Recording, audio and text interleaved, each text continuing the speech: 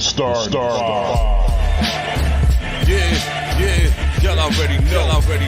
Seven the Panther. That dude Fizz on the beat. Yeah. We live in entertainment.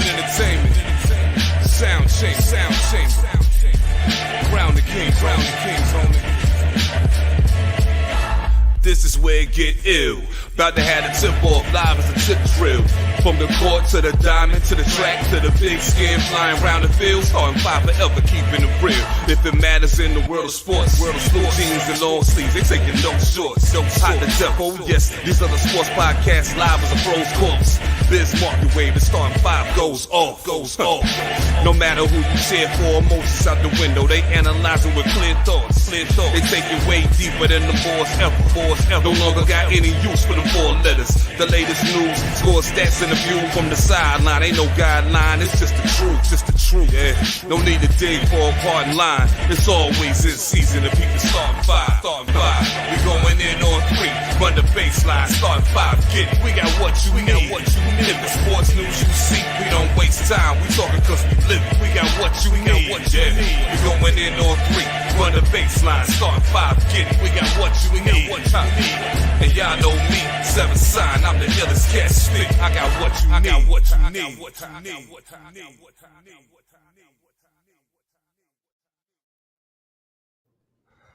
That's right, y'all. Each and every week, we got what y'all need. This me, your boy the mayor, that DJ named H5.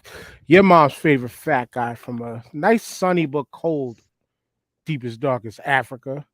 We are back with the newest episode of the Start of Five. As always, right above TJ's head. Need y'all to, I'm going to point correctly eventually. Need y'all to hit that QR code right above your head, over TJ's head. Hit everything the Start of Five related. The man who's pointing in the right direction this time. What's good, TJ? What's good? Yo, I don't say this enough. Got to give a shout out to Fred Benz and Seven the Panther. Yo, this shit gets me hype every time the show starts, bro. Yeah, this shit is fire, B. Shout out to those two for putting on one of the best intros in all of intros in podcast history. That's just my bias. Nah, definitely my bias for real. Because I mean, there's many people who got intros on their shows that are even rappers, and they don't even rap their own shit, and or don't have their intros ain't the same as ours, man. But no, we need y'all to help out and spread the word, as some of y'all been doing. Shout outs to the homie Kurt, who's always he's pretty much a day one supporter. Regular. Absolutely. Got to get the brother back on the show. Last time he was on the show, we was talking about wrestling, and he came through, man. We got to get the brother back on the show eventually. But this week we are a little short on sports. We got NBA All-Star Weekend. Shout outs to Obi Toppin, New York Knicks, who just won the dunk contest. I missed it last night, as I usually do, because my ass was tired and went to sleep. But I seen the highlights of the dunk contest, and trash. These dunks are getting weaker and weaker because when it comes to the NBA dunkers, TJ, it's just not as creative. But I will say that between the legs tap off the backboard dunk that Toppin did, that shit is difficult. That shit was mad hard. Very difficult. It's mad hard, yo. You know what your core muscles got to be like to pull that shit off? Be between the legs, then come up and then like tap the backboard and put it in. Ain't nobody doing that shit every day in the street. So that's hang time. That's just hang time. But like the man is gifted. The man is gifted. But the NBA gonna listen to fans like us when we tell them, man, infuse some of these street ball freestyle dunkers into this dunk contest, yo. It'll be a better product. It'll be a better show. Have them battle. Have NBA versus a street team. Get your top three versus our top three. You know what I'm saying? And put some real money up there. Put like $500K up there or $250 or some shit like that. Yeah. Let these guys going for the bread. You know what I'm saying? Or do like a 2-on-2 and freaking have one street baller with one NBA cat. And like you said, 500,000 You split that in half. You make the league player have to donate to a charity, and the street baller gets the 250. That'd be dope. That'd be dope. I like that even better. Shit. And Let's who we got to call that? Who we got to call downtown at the NBA front office, bro? Let's make it happen. I think we got to call the homie Will, because he got the inside track. He knows everybody. Son knows everybody. Hashtag facts. So. Hashtag facts on that one. The brother is well connected. You know what I'm saying? But yeah, we're gonna get into some like real topics today. Like, and I hate that saying of real, but we're definitely keeping it real today. And we gotta go in on some shit that's happening in New York. But before we do that, shout outs to you, Dave, aka T3. He said the highlights is questionable to say, but shout outs to Obi though. And then shout outs to the homie Carl Bird of the Codex Prime podcast. Appreciate your presence on the show on Codex this week. Go follow Codex Prime podcast, dope nerd geek show. I'm not gonna say blurred because I hate that. I don't hate the word. It's just I feel the reasoning for it. Black folks just want their own thing, but the name nerd works no matter what. The name nerd just works fine, and their show actually represents that. But I was on this week's episode from this past Tuesday, and we were talking about my culture or the hip hop culture, which we're about to do today on our show by way of music and violence and stuff. But we talked about a lot of different things on there, like who's the GOAT, a basic conversation that we've ran through. And I'm not calling the show basic because it turned out dope. Shout outs to damn, what the fuck was his name? My bad. Carl, if you're in the chat, tell me the homie's name again, because dude was cool as shit. And Carl said it and called it accurate. He was like, yo, as soon as I put y'all two together, you're gonna love this dude, because he's like, I know energies, and we put together, we had a real, the homie Bad Lad. Shout outs to Bad Lad. But we did a dope show that night, and son is right in line with us. So he was about almost 10 years older than me, but he's in our vein of hip hop culture and does a lot out of the Rhode Island area. One of the dope questions was, and I'm gonna throw this to you, TJ. Okay. Carl asked, label versus label in a versus. What would you go with? And now, before you answer though, I had to kind of preface this, but I gave my answer, but also I kind of had to explain how, though it was a very good question from the homie Carl, when you think about this question, you kind of can only truly think about this from the perspective of the 90s, just by way of how the label situations worked. Like, you remember in the 80s, there was 1,000 mom and pop different labels here and there, just like kind of how today is with the indie label setup. There's 1,000 different labels. There's still majors, but the majors aren't as prominent, with the exception of what you see on TV at the Super Bowls, at the halftime shows, shit like that. But and then when you go to the 2000s, the labels started to decrease even more then, due to acquisitions of other, people buying out other people, and then people rediscovering the move to go independently because the labels jerked artists. But all of that was generally learned within the 90s, where we had a solid core of hip-hop centric, rap centric labels. So with that all being said, choose wisely. Well, roster wise, right off the top, I gotta go Loud. Loud had a serious roster, bro. This is why you my nigga.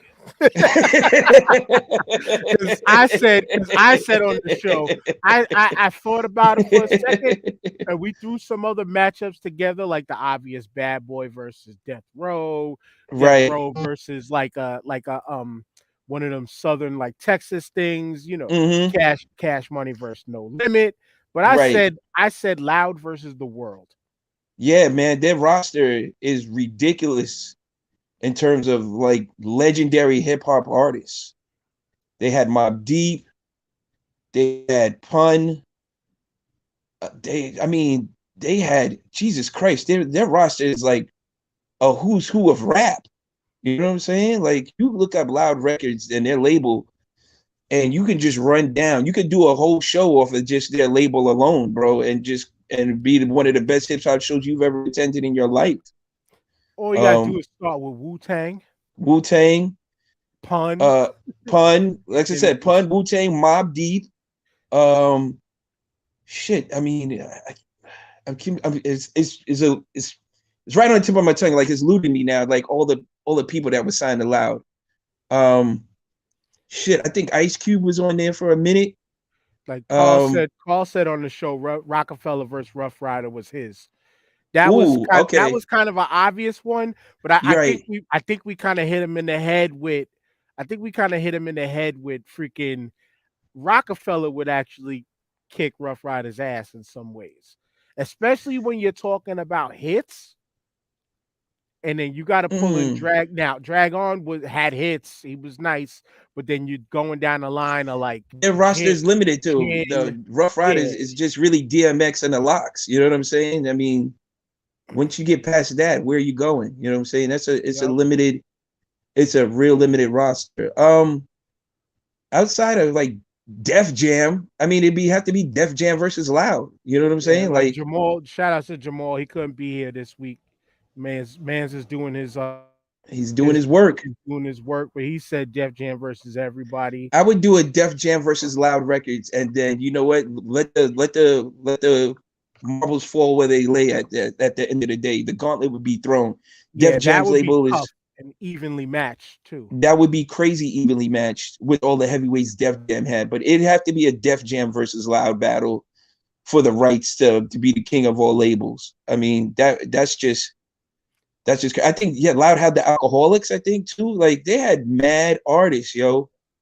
They had mad artists, East and West Coast bangers. Like they just their roster is littered with legendary joints, and that's why I have to put Def Jam up there because Def Jam as a roster was crazy with the heavyweights they had. You know what I'm saying? Run DMC, LL. You know what I'm saying? Just the list goes on and on and on. So right. My ultimate heavyweight battle would have to be Def Jam versus Loud in a like a one free for all, winner takes all, knockdown, drag out. At you WWE, WWF, you know, brawl and shit, brawl for it all type shit. And it would be a brawl, like Jamal even said. It wasn't Jamal. It was shout out to T3. He said they had MOP, Twista, Dead Prez, and Pete Rock. And then Kurt mentioned, Rockefeller. Rough Riders had Eve. Yeah, Eve a mill. That's an easy wash win for Eve. That's right. That's an easy. It's not even a contest. But then I as a joke, like I pulled out like, but what if Rockefeller went in the R&B bag? Like with Chris John and I was gonna say, who do you have that could face off against Full of Smoke from Chris John? And then Bad Lab mentioned the other dude. I think it started with an R. It wasn't I forgot what his name was, but he did the joint. I think Love You for Free. Rel? Is that Rel? Yeah, I think it was Rel. Rel? That's the name that comes to mind with that. But shout out to Kurt. He said my firstborn is named Chris Jones. Watching my life go down. That's still a banger though. I love to revisit that song every so often. Indeed. Yeah, but I mean, Rockefeller and Rough Riders.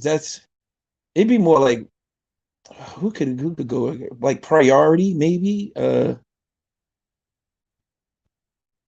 else? There was Priority. There was what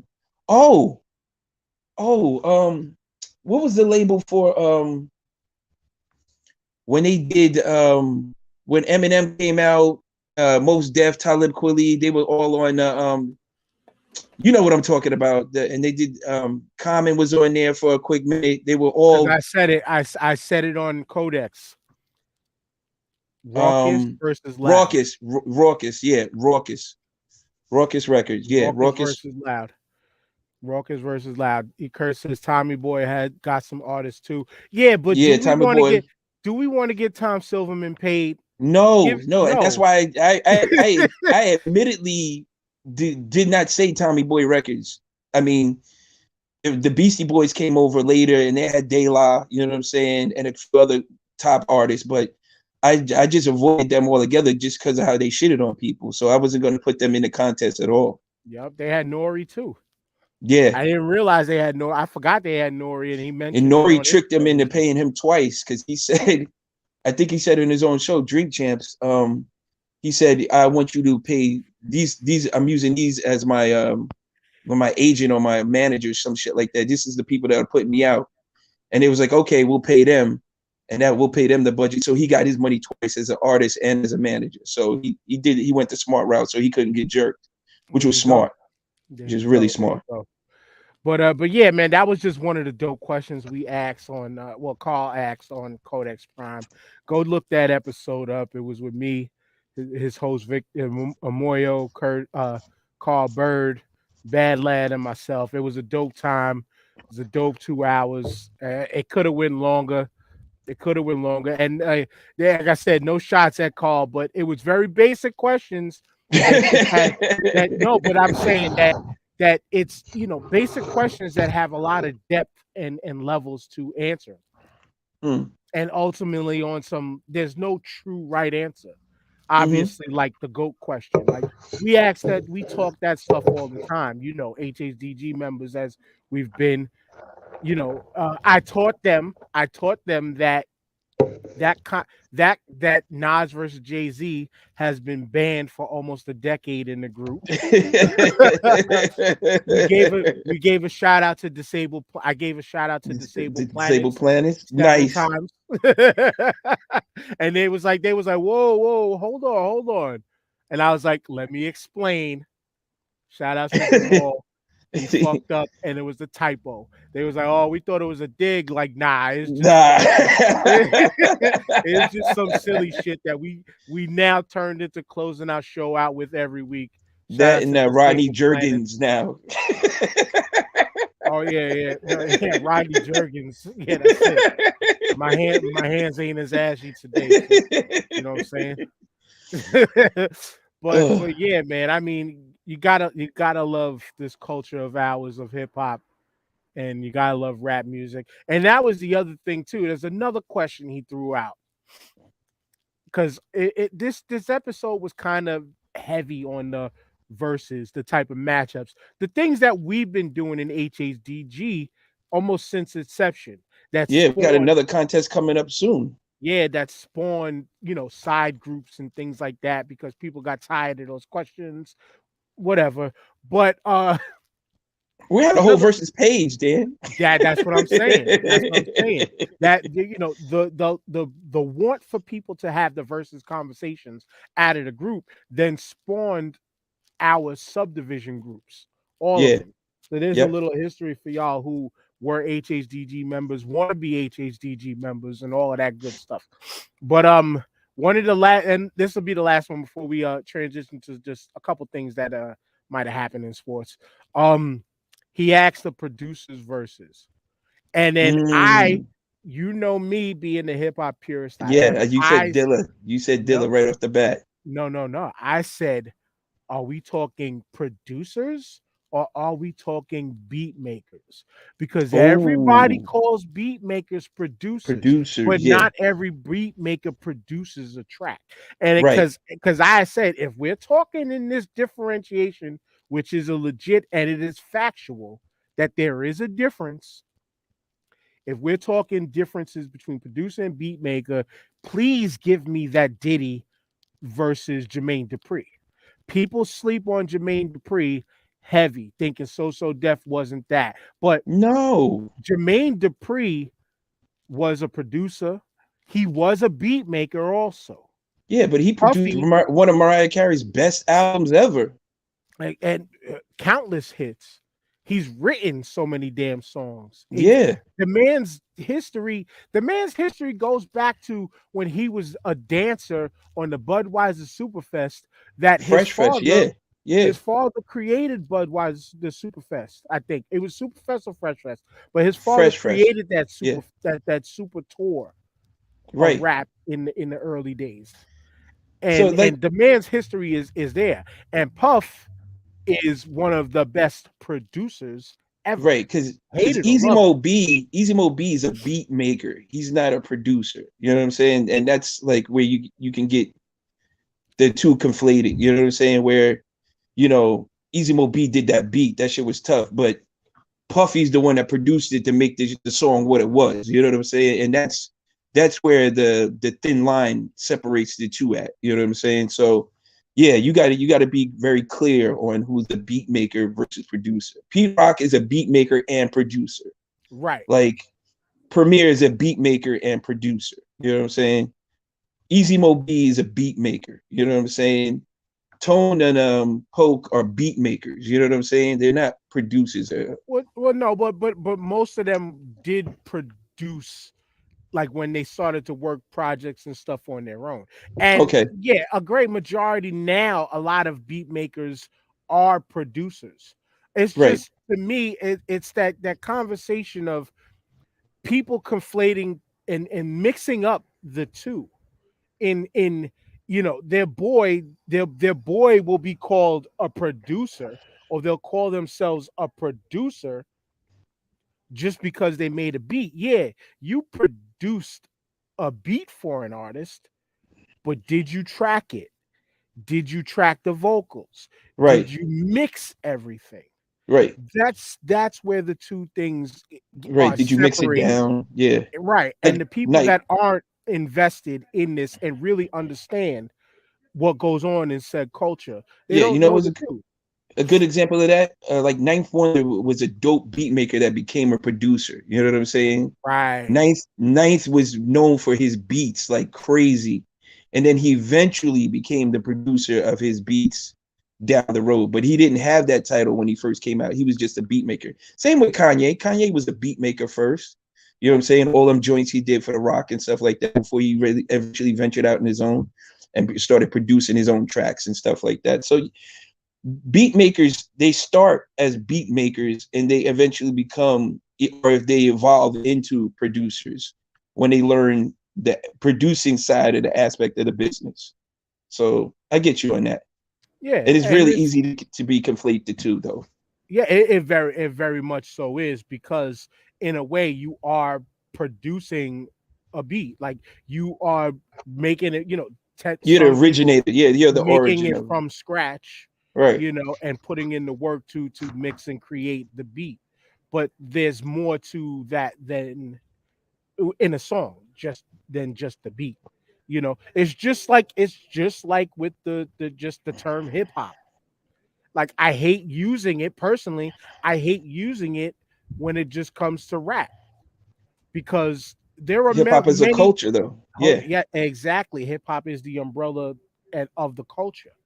Right. Hip hop is the universal umbrella of said culture. Right. Now you can say hip hop music, and that would just differentiate the rap, because there's rap in multiple different forms of music, and as the culture grew and as rap grew, obviously it branched out into country, it branched out into even like the electric world, it branched out in the quote unquote pop world, even though we can sit here and say, if we're really breaking down to the minutiae of things, hip hop is pop because hip hop is the popular culture. Hip hop is the world's culture now. Yeah, it took over everything. It definitely took over it just swallowed every genre almost damn near of music, even in country and shit like that. Yeah. Yeah. You're definitely right about that. But that doesn't make that said music hip hop. It still doesn't. Like the discussion is there where it doesn't necessarily make it hip hop, because what does that person represent culturally? And that's where it really and truly sets in. What do you represent culturally when it comes to the music? Yeah, you can love rap and be a fan of rap. You could be a fan of the hip hop culture, but do you truly live within said culture? Right. And that's why I personally, like a person like me, I take that shit personal to some effects because I live within the hip hop culture. Yes. And that doesn't mean I'm fucking sitting there trying to I'm writing every day. I'm on my turntables scratching every day like I'm performing. No, there's more to this culture than just the actions of doing the quote unquote four elements or five or six if you want to count the fashion sense.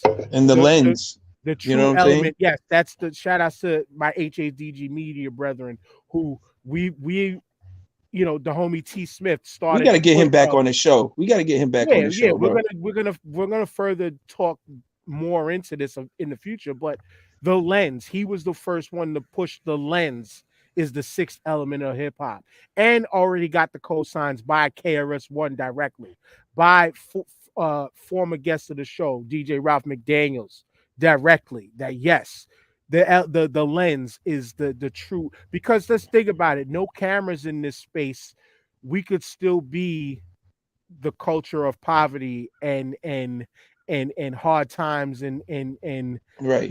down on your luck type of thing, because without the camera we would have never been able to witness, we would have never been able to, for the people that are in other parts of the country, we would have never been able to visualize what Other has parts been of the done. world. Look how other Absolutely. countries witness take to hip hop. You can see it in Japan and Europe.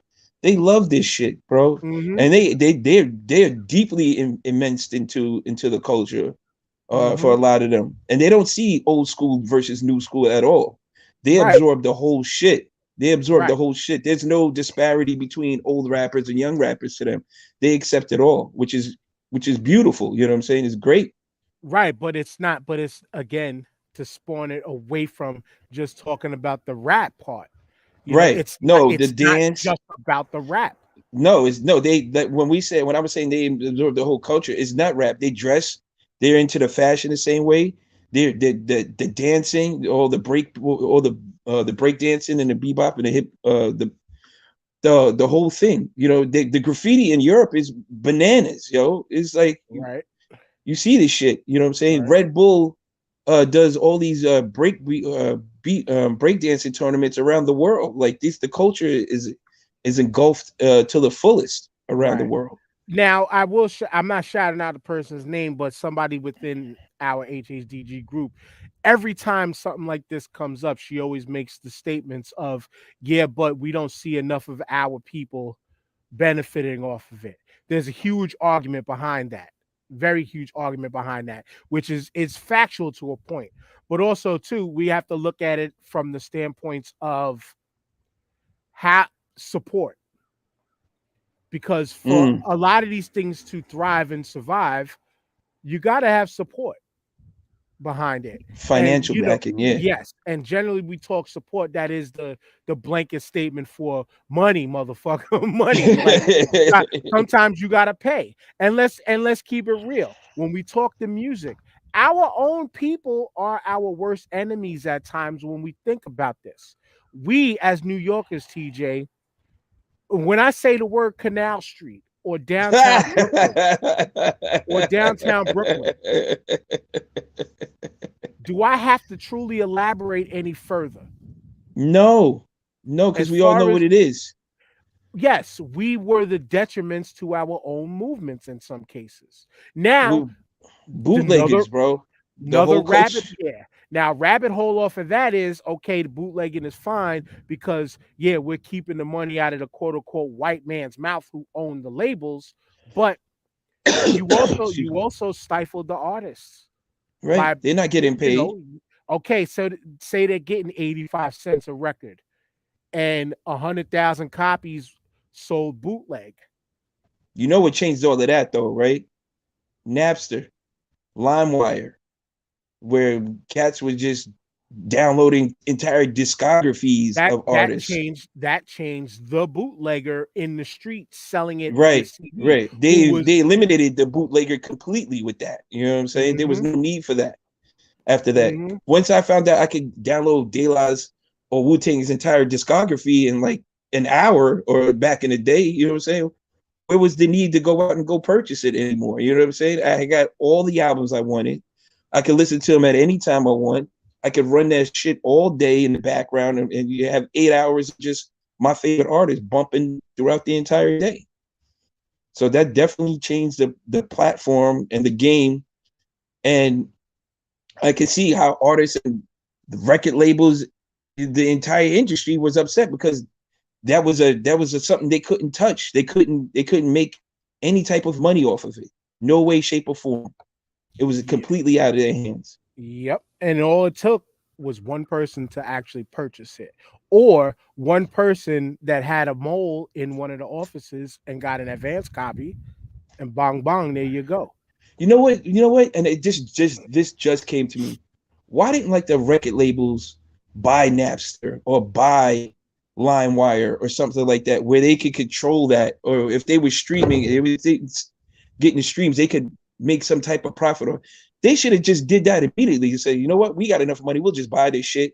And when they want to stream it, they got to pay us $2 for every stream that comes out. You know what I'm saying? Because at the time, nobody understood the power of the internet. You're right. So it was still new to them. And let's look at just the progress. Right, as shout outs to whoever mentioned it, but no foresight in what was going on. And and they can still do that now, and they don't do it though. They do it now. That's why streaming laws became the way they were. Became to what they are, is what I mean to say. And right. I mean, it's even to the point where even back then, before streaming, like I've made this comment on the show before, on HHDG Media's podcast before. Like, if you really think about it, like the DJ, though it is the first, the author of this culture and the author of hip hop. I mean, it's the father. I mean, it's the first. If without the DJ, we wouldn't have what we have today, right? But because of streaming laws and laws in music and how it's supposed to be played, you can be a DJ. You can watered it down. No, listen, no, nothing to do with that. Oh, okay. You say you are you're the regular DJ at, say, Webster Hall, right? Right. Webster Hall, as a venue who hired you as the DJ, is technically responsible for getting the permission from the labels to play the music in that space. And if you technically don't have permission from the labels, technically DJs playing at venues and things like that is not supposed to be a thing. If you look up the laws behind that, you're going to be like, gotta get permission. What? You're going to be like, what the fuck? But yet the double-edged sword in all of this is, without the DJ, how does your music get out there? Right. You know what you gotta get it to the street somehow. You know what I'm saying? Exactly. You gotta get it to the street somehow. Exactly. But going backwards real quick, because I wanted to address Kurt's comment. He said the thing about this digital music now, you can't read the inside of the CD cover no more. No. Absolutely. You just have to now dig for the credits. That's it. That's really it. You got to dig for credits. I used to love doing that, though. You know what I'm saying? Like, I always wanted to see what the production behind who did what how it came to be and stuff like that. That was one of my that was one of my things. Like, even when back in the day when I was buying cassettes, yes, I'm dating myself. You would always look for the liner notes to see like who did the production on what. That's how you got familiar with beat makers and producers and shit like that. You know what I'm saying? Like, that's how because there were no DJ Mustards dropping their name 20 times over a song and shit while it was getting played. You know what I'm saying? You didn't hear, Don Cannon. You didn't hear that shit in the background and shit like that. You know what I'm saying? While the record was playing, Clue yelling his name out on every joint. You know what I'm saying? You didn't know who Clue was unless he had to promote himself. You know what I'm saying? So you're right. In that sense, you want to go to the DJ who's getting the most airtime, because that's how you're going to get heard. You know what I'm saying? That's how you're going to get heard, and that's how your shit is going to be out to the masses, so people can go buy your shit later. So yeah, and also too, with the credits and the liner notes and just the album covers, whether it was CD, cassette, or record. That's how a lot of artists even found labels to send their work into to then eventually get on. Exactly. You read everything down to the address of who shipped the shit. Exactly. And that's how you discovered who distributors were. That's how you discovered where the record labels were, so you can go up there and stand outside. Yo, listen to my demo. Yo, people would mail their demos in all the time because they had to read the liner notes. Yeah. Or walk to the places and hand that shit to anybody walking in the building. You know what I'm saying? Like the musical industry, a lot of it is tied to just the origins. And even but today, the beauty of today is, in my opinion, besides the streaming aspect is great because the accessibility to music. Right. The downfall is, once the labels finally caught on and caught up, the pay still remains the same, but worse. Yeah, and that's the problem. That's the problem. Before we get into that, I was going to say, for the younger heads, go listen to EPMDs. Please listen to my demo. That is a whole breakdown on how they got started and what it took for them to get signed. They broke that shit down to who they sat down with to get signed. Yeah, you know what I'm saying. So yeah. Yep. But I mean, with all of that being said, though, within the hip hop culture and within the space of rap music, we've gotten several different styles, as I mentioned earlier. And in current times, it's rearing its ugly head by way of violence. But I've always kind of thought, in my personal opinion, it's not always the music to blame for said violence. It's a double standard. Is the music influential in starting violence? Yes, absolutely, and it can be. But the same thing goes for and as it says, the same music. Let me see if it's Jamal. Shout out to Jamal again. He said the same music, movies, and video games are all available in every goddamn country in the world, but only one can't get right. Systemic violence is a result of culture. And that's where we wanted to get into, because this conversation, shout out to TikTok. I forgot his name. I'm not scrolling through TikTok right now. He posted up a thing about what we all in New York for sure heard about. Eric Adams sat down with a bunch of drill music style rappers from Brooklyn, from across the city, actually, not just from Brooklyn, but majority was from his borough of Brooklyn, to discuss the violence in music and the effects on the music, quote unquote, causing violence. Now, this ain't new. This isn't new, nor is this a direct correlation or derivative of the hip hop culture and rap music, because stuff like this has been going on in multiple lanes of music. I mean, we could go back to how they used to think rock albums, there were certain groups that had messaging that when you play the album in reverse, you could hear certain things and people would take to it. Jimi Hendrix has even quoted that music is one of those things that you can manipulate people with.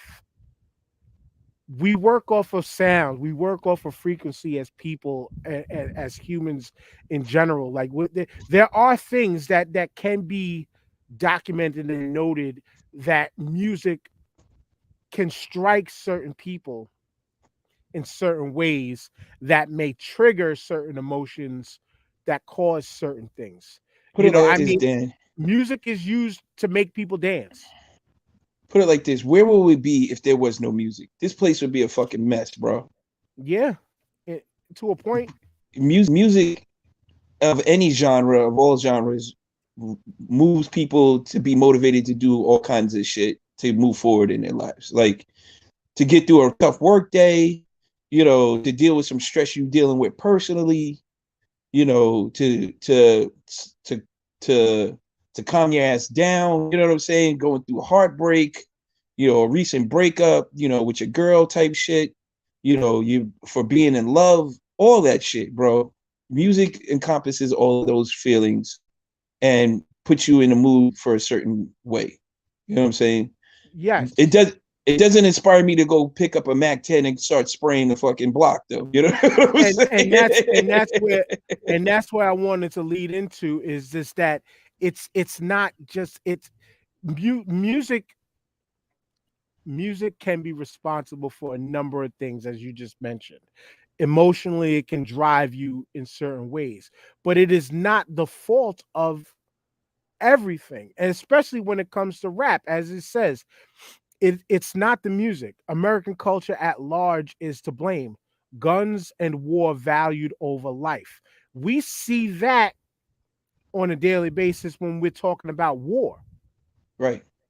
When we're talking about war, why is this country's budget for defense so fucking large, when the same budget could help millions of homeless people out of poverty?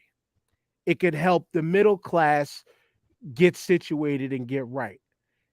It could, obviously it helps the rich, but the rich aren't the ones that are in these spots screaming about poverty, screaming about things like that. And we'll take it back to the whole drill scene and shit in Brooklyn in general, with when it comes to Adams and who he was talking to.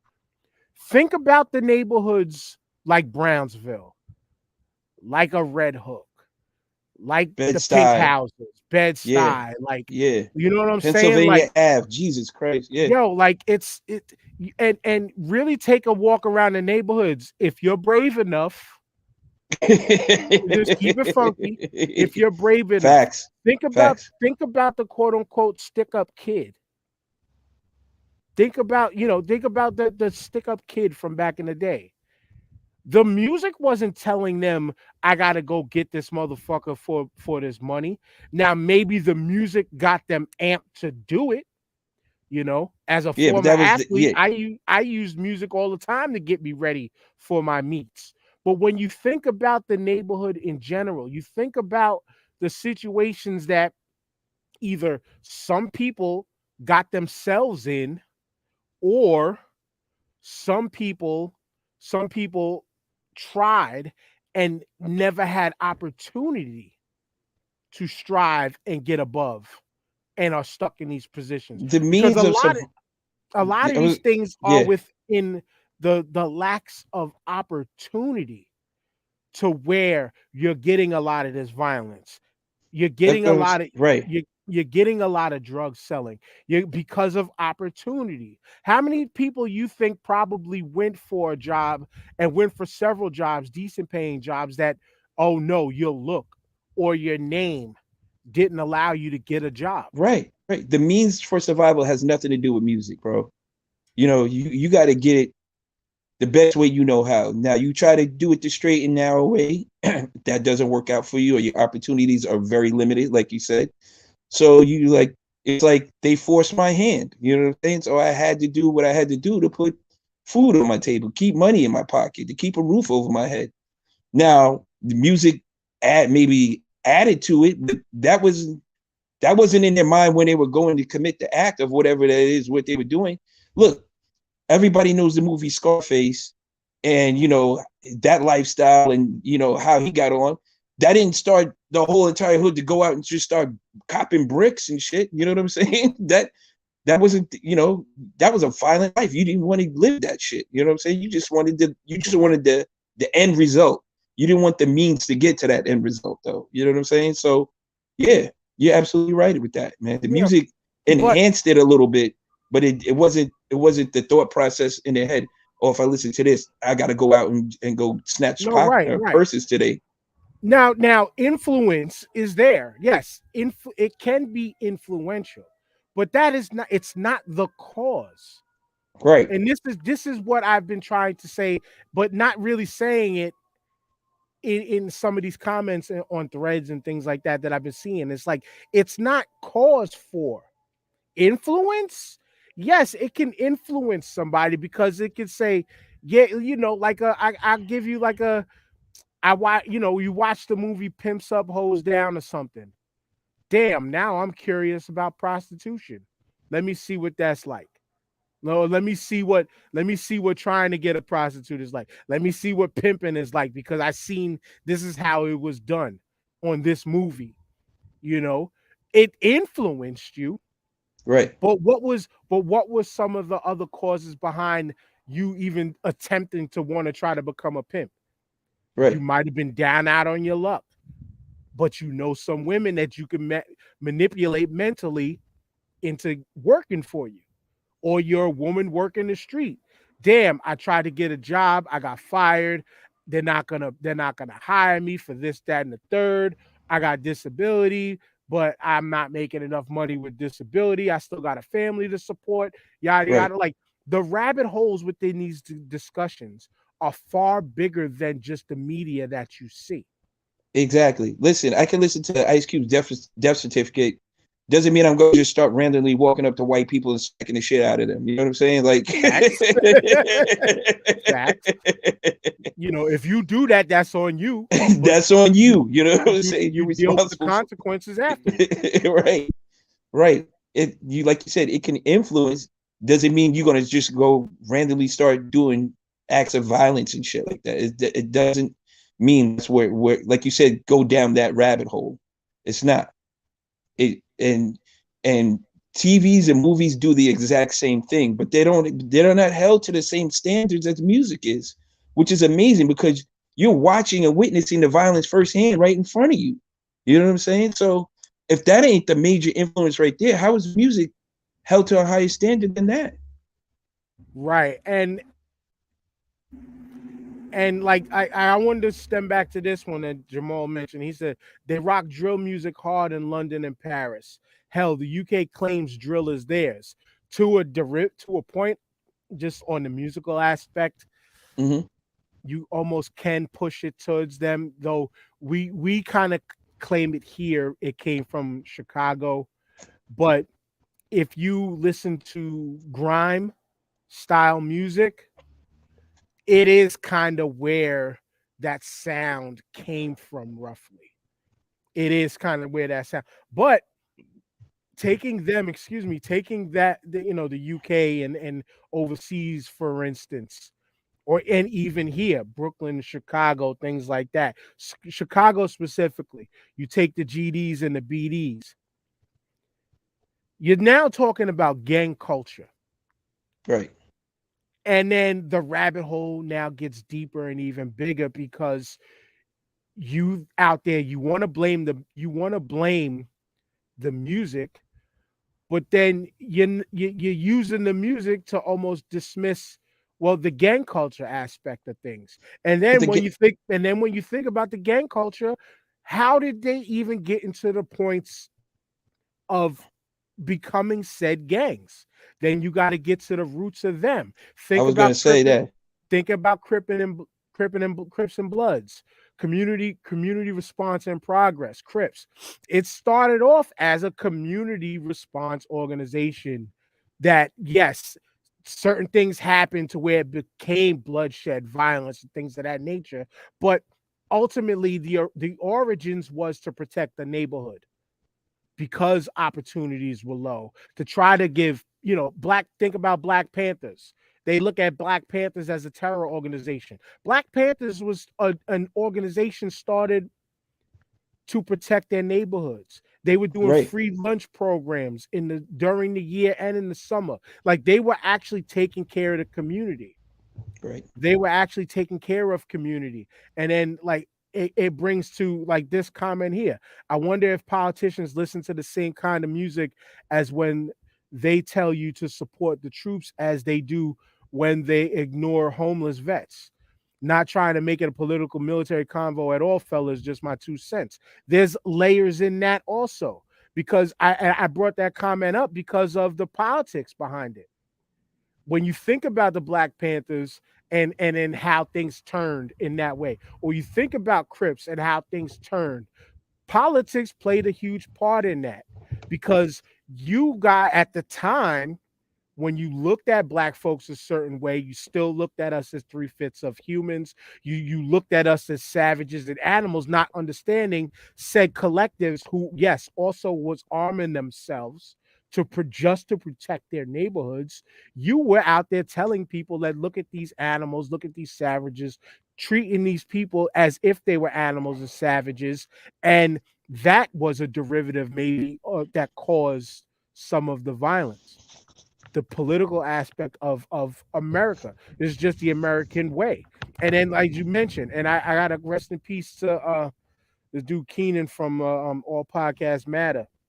But on his show, they mentioned something like this: if America actually cared about its troops and actually took care of their troops, who, quote unquote, took care of the country, protected the country, there would be no need for a Wounded Warriors Project. Right. Think about that. There would be no need for the average American person to have to, we got to take care of our families and do what we can do off of in some cases, limited incomes that we have. But now you want us to donate more of the money that you already, as a government, taxed us to these organizations that you can now tax to help out troops that you allegedly promised to help for life once they're all said and done. Nobody talks about that stuff, but they want to turn around and blame, oh, what's I forgot the kids' names, but I love bringing up the aspect of Fulio and I forgot the other kid's name. I'll get it, but they kids in Jacksonville. You want to bring up the kid who did the song "Who I Smoke" and was talking about this crew on this side of Jacksonville and how many people they killed. And then Fulio turns around and talks shit about their crew and who their crew have killed and things like that. You're not talking about the things that even put these people in those situations where they're talking about they smoke this person's pack or they smoke that person's pack. Why are they even in those situations? Yet you, as a government, why are you not talking about the guns that you allow cross borders into states and into the hands of these people? But now you want to start multiple state task force to stop the entrances of guns into your state. Come on, Dan. We know the real reason behind that. Exactly. We're not. Nobody's going to take accountability for that. But population. There's no reason that we have alcohol, tobacco, and firearms joint if the drug culture wasn't so big. It's all about money. Do we really need a DEA, a drug enforcement agency? If they could stem that, the government can stem anything they want at any time they want. They have the ability to just shut everything down. We've seen it. We've seen it. If it's making that money, then why stop that? When you go to the national defense budget alone, billions, bro, maybe trillions of dollars, right? At this point. I'm looking it up. I'm looking it up now. What's the national? I'm looking it up. What's the national defense budget for 2022? Is $715 billion. Damn. $715 billion. Our country's defense budget is greater than the next 10 countries combined. This is culture. This is the American fucking way. Well, when you found a country on violence, bro, this is what it is. If the country is founded on violence, right? Then but this is what you get. You want to point the finger at music, right? Well, it's a distraction. They want to distract you from the real thing. You know what I'm saying? They got to set up something over here so you're not worried about the main shit going on over there. So everybody likes to point a finger. Yeah, that's why Cosby couldn't buy NBC. That's why Cosby couldn't buy NBC, because of fucking distractions. You know. I'm mad you brought that up. It's all distractions, man. They show you one thing because they sweeten the pot over here so they can do what they really want to do over there, bro. It's just to pacify the masses. It's all it is a pacifier. You talking too much, stick a titty in his mouth. You know what I'm saying? you want to do this too much, stick a pacifier in his mouth. And you know what I'm saying? Man or woman, you're not really complaining much with a titty in your mouth. I'm sorry. No, because you know what? I'm satisfied at that moment in time. So, yeah, man. I mean, the ones that are really pulling the strings, man, they're like, oh, to pull this off, we need to take the focus off our shit so we can pull this off. So what do we have to set up and make something grand on a grand scale where we get people to stop talking about this? And that's what they do. And that's how it always will be until, somebody says enough. And like I always tell people, everybody's got a number. And once you hit that number, you're going to cash that check, brother, and be like, you know what? It's not my problem anymore. Fuck it. $1 Million Man said it best back in the day. Everybody's got a price. Everybody. It's true to a point. Yeah, I mean, yeah, some people morally might not take that dollar. Like we mentioned with rap before, and how music had to get paid. Payola was a real thing. Many people used to wave that bag in front of DJs' faces. Yo, I need you to play my shit. And like I'm just gonna say, shout outs to Funkmaster Flex, because I've heard his name mentioned on a few pods recently where people said, yo, I've tried to give Flex a bag to play my joints, and he was like, no, if the shit is hot, I'm playing it. If it's not, that's it. That's how it's supposed to be with a certain set of morals. Well, he took the bag early on to get where he's at, so he could say no later. No. That man grinded to get to where he was at. He started from a crate carrier and shit like that. He did. But then you have like in recent times, within sometimes towards the end of the year, I seen a post from the DJ Drewski talking about, you know what, I'm not gonna play drill music anymore that's promoting violence. Good on you. That's a good stance to take if that's what you feel. Right. Because yes, it can be influential. And especially within the culture that we're in now, where quote unquote everybody feels that they're an influencer, if that's what you feel is right to do to make a change, do that as far as an influencer. But we as a people, stop pointing the finger at the easy thing. Stop pointing the finger at the surface level.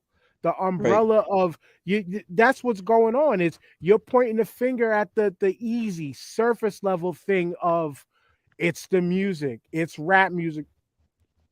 Excuse me, y'all. It's rap music. It's bigger than rap.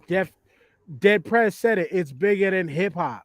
It is. It is bigger than hip hop culture. It is bigger than rap music as a whole.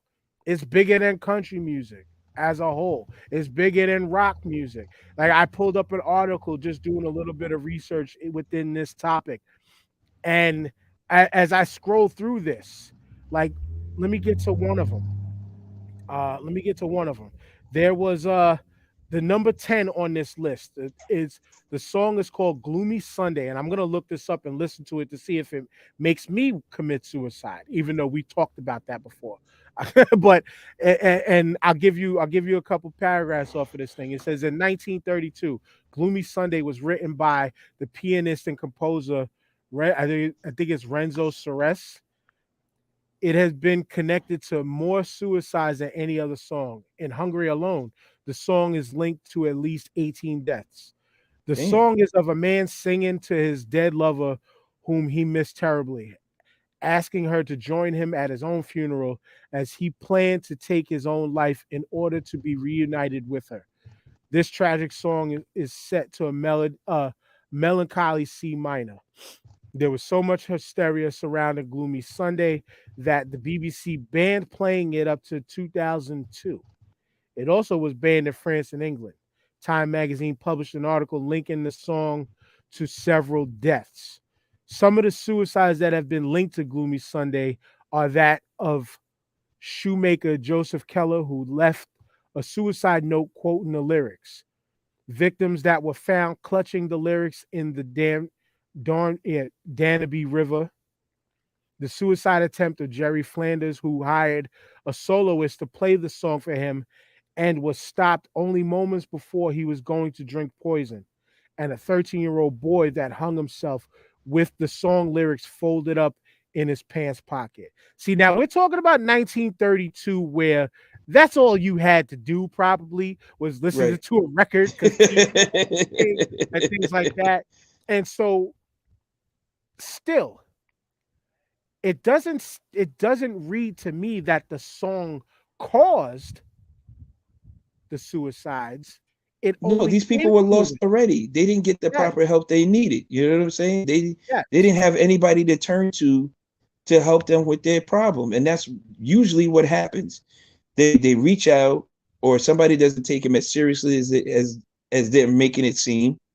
And then they take the matters into their own hands, because these people are dying to be heard. They just want somebody to understand their problem, where they're coming from, what they're dealing with. They need an ear. They need somebody to say, hey, man, it's not as bad as you make it. You know what I'm saying? There's worse things going on. And you can contribute and be a positive in somebody else's life.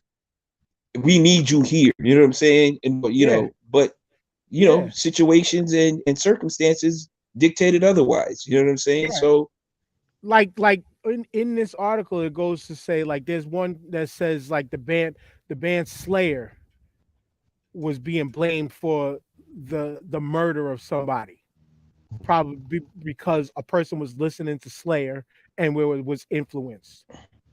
They didn't go into the person being upset already by whatever happened. Right. See, and as it says, this one says Leroy Smith says band Slayer held gun to his head. During May of 2014, Leroy Smith III killed and dismembered his father, 56-year-old Leroy Smith Jr., in the Kennard Streets apartments in Maine. Leroy admitted to authorities that he stabbed his father in the head and neck. After murdering his father, he cut him into pieces and placed the body parts in trash bags. He was initially deemed mentally incompetent and placed in a psychiatric facility. And those issues go deeper than any song ever played, bro. You know what I'm saying? Like, this man was dealing with a lifelong issue with his father, apparently, and it came to a head.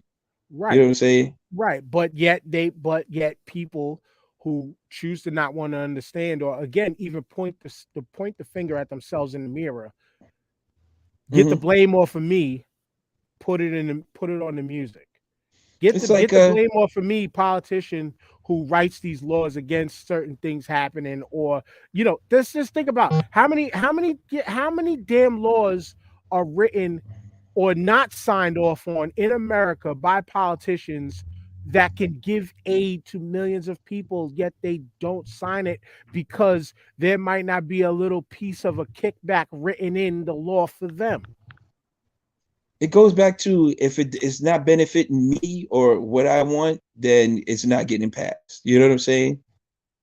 And It's like the person complaining who killed his family, but then complains that he's an orphan type shit. You know what I'm saying? Like you created this scenario, bro. You've manifested this scenario or this this idea in your head of why you need to do this, and the song didn't put you over the top. The song was just playing as you committed the act. You know what I'm saying? You already had made up your mind.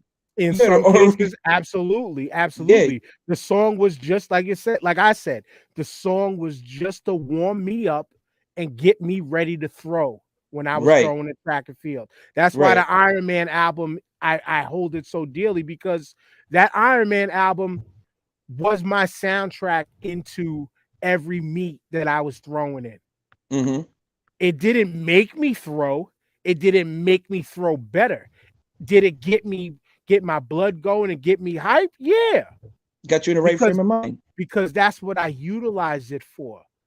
I didn't listen to freaking One. I didn't listen to freaking Daytona 500 to say, yes, I need this to throw 40 plus feet and shot put. No.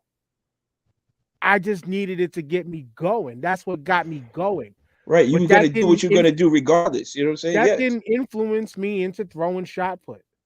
Just like a Slayer song isn't going to influence me to say, you know what? I got to go kill this motherfucker. Will it get you hyped to do it? Possibly. And get you, but you made your mind up already that you were going to go chop your father up.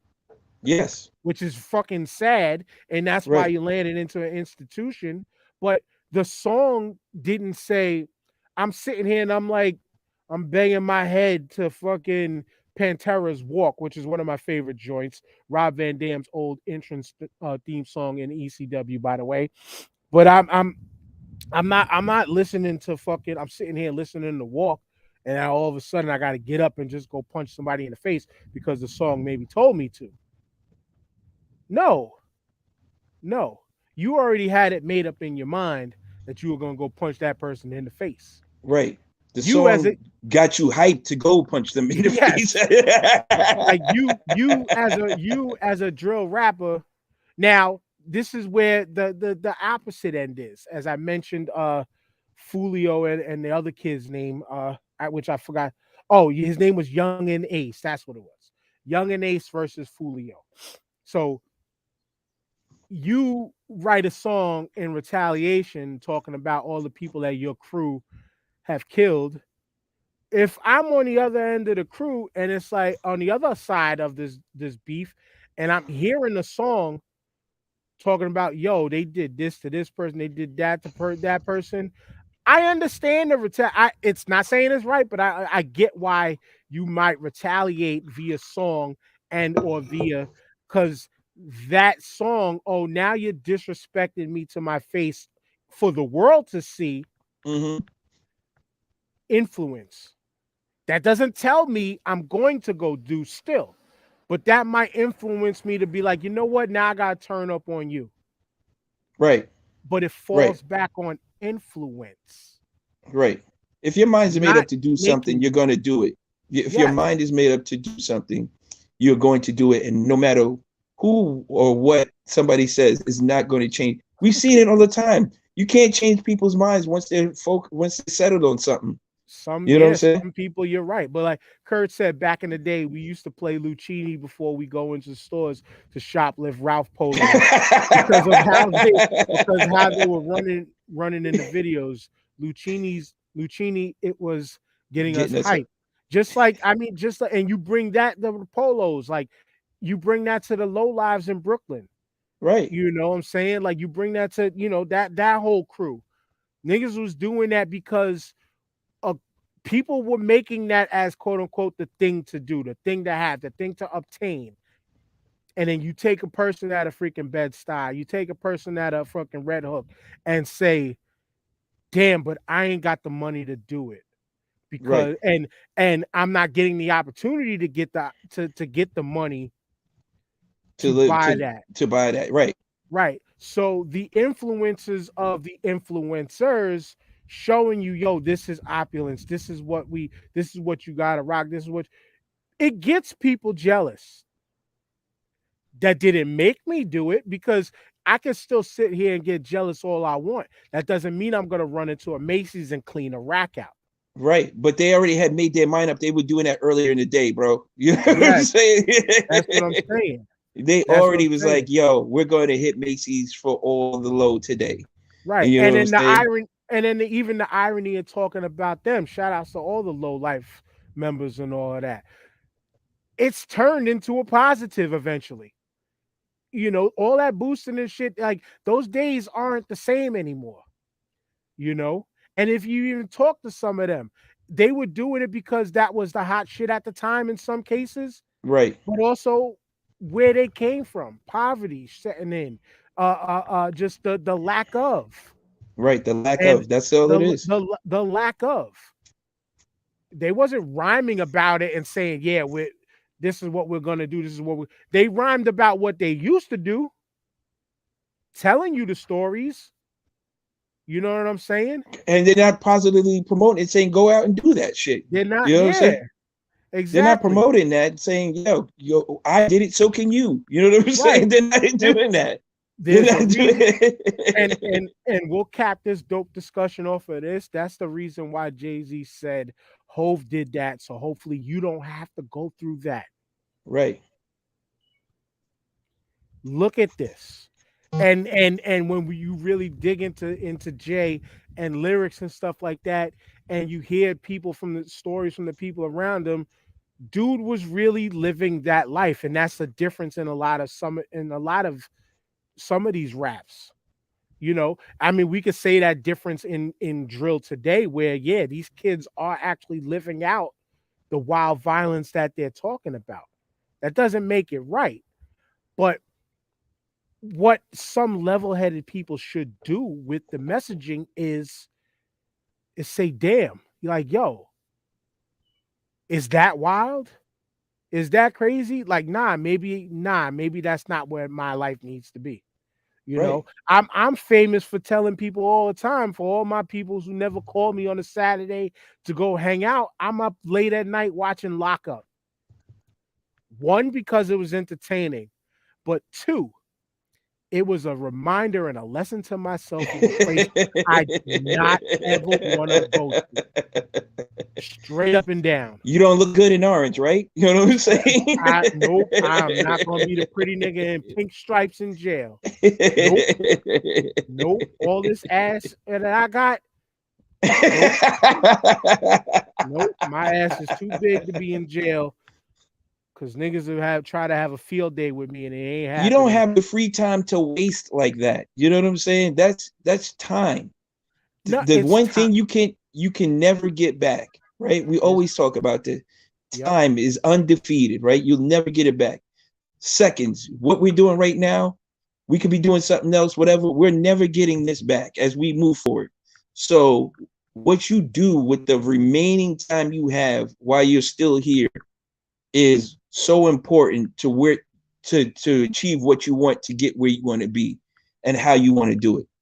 But if you don't create the plan and then work that plan, you're always going to be where you're at. You know what I'm saying? You're always going to be where you're at unless you do something to move forward. Yeah. And that's it. And yes, and it's still crazy that even with, you can enact all the plans and motions that you want, you still need support behind it, whether it's financially or physically or emotionally. You still need support. You know what, Dan? You still need opportunity. That's the one thing people is the one thing that people don't talk about. Fail to realize that nothing is done by themselves. Nobody's gotten anywhere by themselves. You know what I'm saying?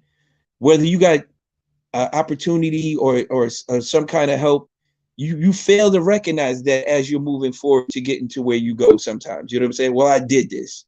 Yeah, you did it. And we're proud of you for doing it. How you got there is the key. You know what I'm saying? Did somebody open up this door for you? Did somebody lend you $20 so you can make it downtown for a job interview? Did somebody hit you off with a tie so you can go, did somebody help you out with your resume? Whatever the case may be, that is support. That is help. You didn't do it by yourself. Whether you read a book, that was help. whether you saw something on a TikTok or YouTube, that would still help. You still got the help that you was looking for because it was something you didn't know before to get where you needed to go then. You know what I'm saying? So that shit all boils down to support. Is what exactly what you're saying, man. Yep. I'm wholeheartedly with that. And it's even deeper, and I'll repeat it again as I just said a minute ago. Opportunity to be able to strike in said plans and said actions and things like that. You still need opportunity. Just like there's certain opportune times that you can use to go out and kill somebody. You need those opportune times to be able to land a job. You need the opportunity to be able to land a job. You know, how many, it's like, think about how many jobs you put applications for and none of them called you back. Right. You still need, so when you think just that aspect alone, you put in 20 applications last week to different jobs. One calls you back.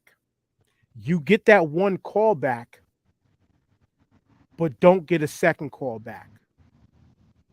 You do this and it becomes a vicious cycle for 2, 3, 4 months. Sometimes in some people's cases, even a year. Right. You have the mental and just the ability, the fortitude, the mental fortitude to be able to save and have the education and understand how to save. And you saved a few $1,000s from your last job to cover you and help you maintain this now 6-month layoff of no work because nobody's calling you back. Your funds are now depleted. What do?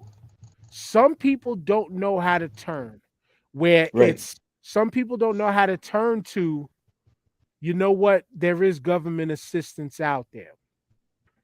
A lot of people don't turn to it because of pride. And don't talk about that. Don't talk about that, bro. And pride is a motherfucker.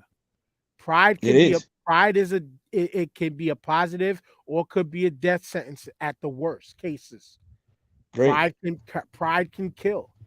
And pride of turning into, I never want to live off welfare. I don't want to have to go to the soup kitchen. You know what? Fuck it. I'm going to go out here and start robbing cats. Right. Because of opportunity and lack of. And when they do get the opportunity, it was right place, right time, right? Sometimes. That's the saying? Right. Yes. Yeah. That's one of the sayings, but that's what it does happen in that way sometimes. Right. You know, it does happen that way where it's right. Timing. The universe aligning, frequencies lining up for you. Whatever the case may be, it just may be your day. Football, any given Sunday. All of those things. Yeah, because if you were good at it, you'd be able to do it on a consistent level. You know what I'm saying? And that's the hard part. Exactly. That's the hard part. You can't repeat that sometimes. You just can't repeat it. It's something that you cannot do. Exactly. It's and then it goes back to influence. Like you think about some of these musicians, they try to talk about, let's look at it from this standpoint. You'll take the famous athlete, the famous musician, the famous movie star, and they'll do these sit-down discussions with people, which ironically, as the way I'm talking about this, I am doing a panel discussion with people who are I'm going to get people who are in certain fields to try to help people understand what it takes to get to where they are. Mm-hmm. But you got to still let people understand when you're having these sit-down discussions, you're having these panel discussions, you're giving positive messaging through your social medias. Shit, The Rock, perfect example. Oh yeah, one of the most master motivators out there, and is where he is for a reason, but also got to where he is due to opportunity. Right. And you got to strive to be consistent, though. You know what I'm saying? You got to keep the work in every day in and day out. It's not going to be rainbows and fucking sunshine every day. But You know what I'm saying? but within that, a lot of those types of people love to deliver that messaging and tell a person like us, tell people like us, this is what you got to do, this is what you should do, this is what you should look forward to. You can do everything in that messaging to a T, And still not work out. And still and not it work out. still Yeah. doesn't work. It still might not pop because people just don't believe in you. So here's my thing, right? People read all these self-help books and all these, motivational books. It worked because it worked for that self-help person because that's what they did and it worked for themselves. It's Yes, not going to be yes, it's not going to be able, you and that person are different people, and your circumstance might be similar, but it's not going to be the exact same, and you're not going to get the exact same opportunities that they had because their situation was completely different than yours. You know what I'm saying? yeah, and yeah, it's just yeah, it's that. It's literally that. It's yeah, because they went through and they did. That's what worked for them. Now, Them, if you can exactly. take pieces out of it and apply it to your life, Right, hopefully, hopefully it works for you. I right. get just that there alone, like hip hop karaoke. I we went to the one in Jersey. Shout outs to Mandeep and Afate. We went to two of them, and I was like, "Yo, Staten Island could use something like this." Yeah. I went to them. I asked them, like, "Yo, do you mind if we run with this out here?" They was like, "Yo, it's hip hop. Go ahead," because this is how I did it. And Mandeep told me, he was going to the one that was happening in Manhattan all the time. Mm-hmm. He went and talked to the people who created it over there. Like, yo, I want to bring this to Jersey. They told him it's hip hop. Go right ahead, man. Run with it. Those people showed love to him. He came out and showed love to ours, the first one, Yep. right? I found the opportunities by way of a venue, paid for the space and all of that. Did it. The first one was a great turnout. You was there. You helped with the Yeah. camera that day, Yeah. you That know. shit was lovely. And then the next one came. Support went down. Then the next one came. Support went down. The last one came. Bad business on the venue owner at the time. Mm-hmm. Support came through in different ways. Shout outs to Sarah and Gina who helped us land the last spot in breakneck speed. And I'm talking a matter of 8 hours before we were supposed to start. We was able to land another thing. But support Right. stopped it. That's the reason why I stopped doing it, because people in Staten Island didn't come out.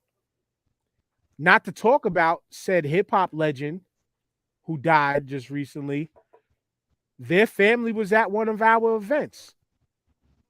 Came, brought that idea to them, and then it became this person and friends trying to do a hip hop karaoke out here. I helped influence, but did it take off the same way? No, because there's only one event. So influence was there.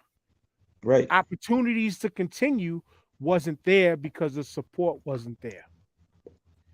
All these connective tissues to just what we've been talking about today, it stems deeper than just the music. The music Absolutely. brought us all together in unity because we wanted to hear some dope shit and have fun. Right. But the music didn't make me reach out to them to say, yo, we want to do the hip hop karaoke.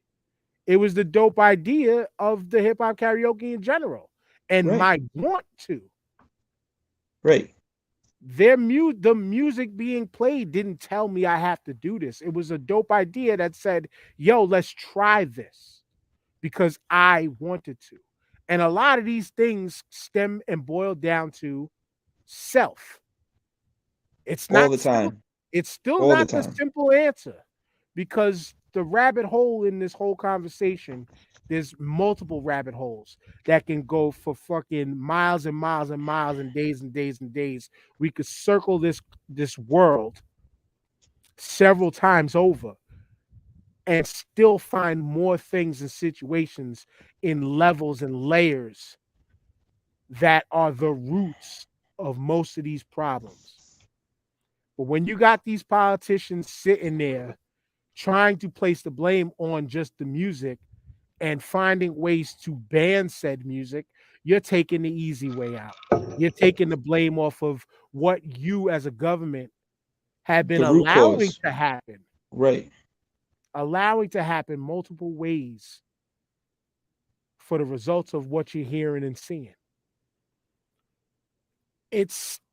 We had a dope hour conversation about it, TJ, but we still did we scratched the surface and maybe 2 or 3 layers underneath. Yeah. And we still didn't get to the we could do the rest of the year about this, bro. Exactly. We could take it piece by piece and still find more and new answers. And ironically, a lot of it all boils down to the same things. And I think simply those words of opportunity, support, motivation, and influence. Right. Motivation and influence. Yes, we can say music can influence. But supporting a person that can prevent that person from doing. Even when you put all these different plans and even when you can put all types of help and assistance, and no matter how many hotline numbers you put out there, no matter that's all people want, somebody to believe in them, right? That's the main thing. Somebody put the battery in my back and believed in me and said I could do it. Right. And then I went out and did it. You know what I'm saying? Right. That's what it boils down to. You know what I'm saying? That and it goes back to, like you said, the support. You know what I'm saying? Mm-hmm. Somebody believed in me, gave me this opportunity to say, yo, I believe in you, my man. Let's go out there and get that shit. You know what I'm saying? I'm gonna be on your back about it until you do it, type shit. You know what I'm saying? Right.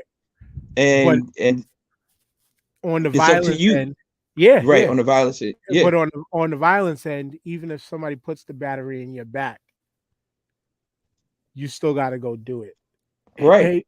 And if like you're the weak-minded person who's one of the underlings in a gang, while the OG tells you, yo, go smoke this fool.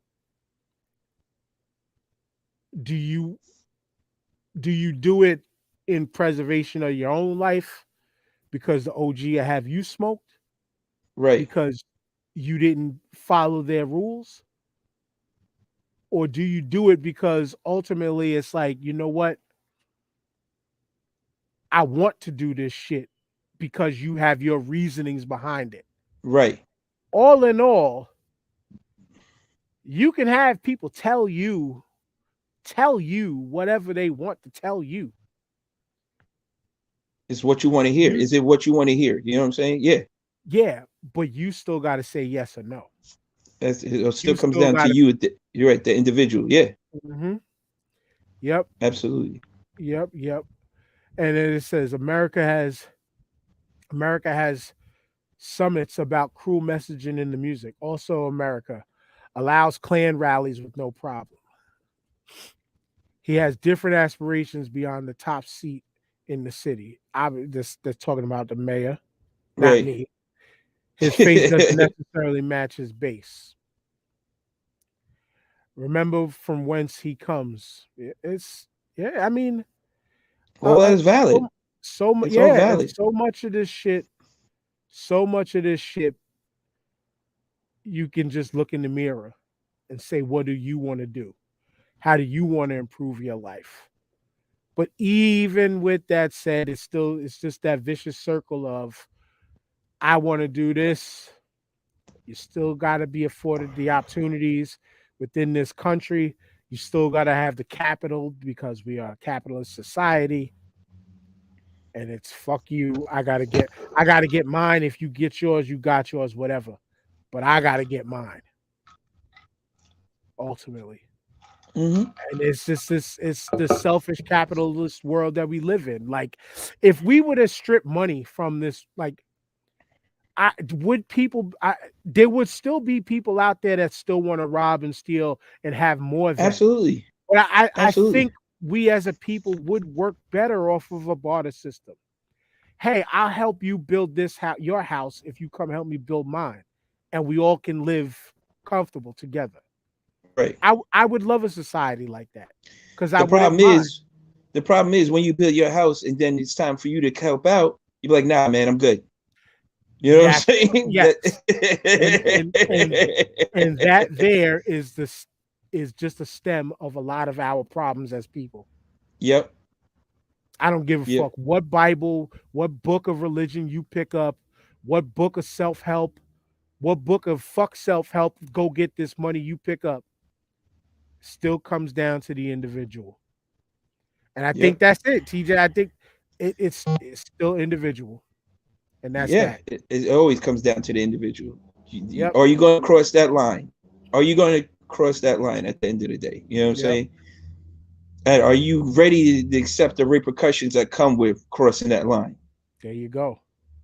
There you go. Back to the rabbit hole of gang violence. You want to be out there causing destruction and mayhem, but you're doing that with the understanding of you're going to land in prison possibly. Karma will find you, bro. Karma will find you. Yeah. But enough solving the world's problems. We solved 0.001% of the world's problems in this conversation. This was dope. You know what to do. This was dope. And like you said, we could talk about this for the rest of the year, and definitely it needs to be spoken about more than once here or anywhere else. You know what I'm saying? We need to keep repeating this so it gets through to somebody. You know what I'm saying? But this was a dope conversation. I love it. Shout out to everybody who commented today in the comments. Love it. Love our people contributing as always. Like Dan said, hit the QR code to find out about the Starting Five podcast and all the platforms we're available on. Shout out to you, Mayor. This was a dope show. Shout out to Jamal. See you next week, brother. And great show, bro. Yeah, for real. And we're gonna have more conversations like this, because the vision for this show was never just sports. Though for our first 6 years, it was 95% all sports. But this platform was never made for just sports. We gotta talk about everything. You gotta evolve. This is what this platform is for, is to have these conversations about everything. You guys are always invited to come on at all times. If you got topic ideas, hit us up directly or hit that QR code. If you ever want to be on the show, hit the QR code or talk to one of us directly. It's just that easy. Next week we're gonna come up with something interesting like this, because hey, we could talk about basketball is such a daily sport that we could talk about that on the whim or just a fart of our asses, and it could be a basketball conversation, because it's an everyday game. Football a little different because every weekend it was we could talk about what led into, you know what I'm saying? Yep. Baseball season don't look like it's happening on time, and it's only their fault. But I digress. But yeah, man, we don't talk hockey really here, but we can, if you want to bring the topic on. Bring it. We can bring it. Bring it. Whatever y'all want to talk about. We always said sports, politics, hip hop, but we always open to everything else. Even if you want to talk My Little Pony, I'll go get versed on fucking being. I don't know about it. That's a stretch, bro. I know. But with that being said, I'm just saying we open like that. With that being said, peace to disabled planets each and every week. Peace to disabled planets and Rodney Jerkins. Rodney Jerkins in the building. We out. Peace.